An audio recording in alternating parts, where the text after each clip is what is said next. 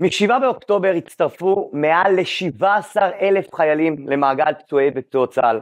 עמותת ריסטארט פועלת לחזרה של פצועי ופצועות צה"ל וכוחות הביטחון למסלול חיים מלא.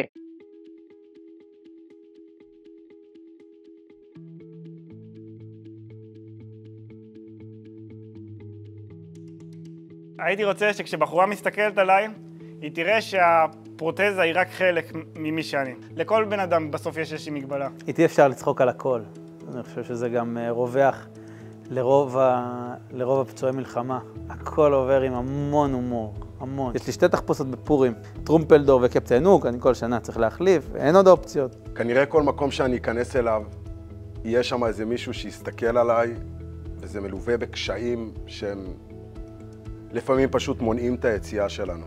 וחד משמעית יהיה פה מדהים ויהיה פה טוב, והמדינה הזאת היא רק תלך קדימה ותתעצם ותתחזק. אנחנו נחלים ביחד כולנו.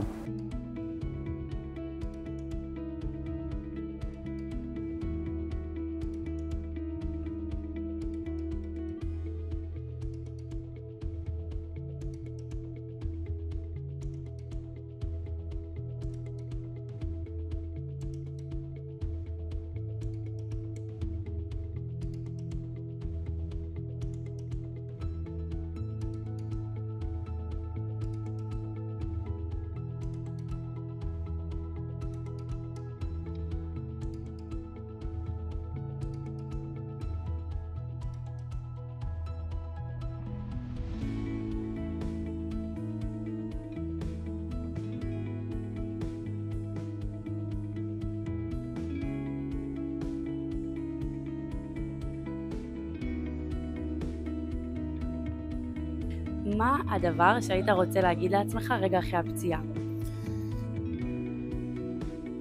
אני ניצלתי מהמוות כדי לנצל את החיים. ולא רק הם צריכים לעשות ריסטארט, כולנו צריכים לעשות ריסטארט. היכנסו לאתר ותראו איך גם אתם יכולים לעשות ריסטארט.